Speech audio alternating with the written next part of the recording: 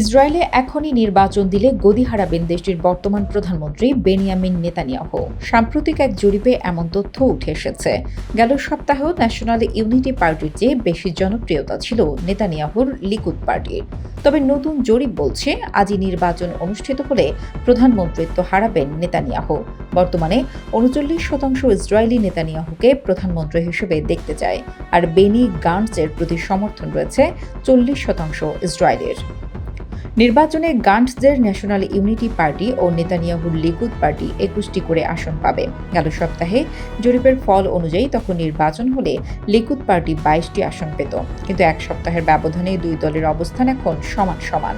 আর জোটবদ্ধভাবে নেতানিয়াহুর পার্টি পাবে ৫১টি ও বিরোধীরা পাবে ৫৯টি আসন। আরব আইন প্রণেতারা ১০ আসনে জিতবেন। ইসরায়েলের পার্লামেন্টে নেসেট ১২০ আসন বিশিষ্ট সরকার গঠনের জন্য ৬১টি আসন প্রয়োজন।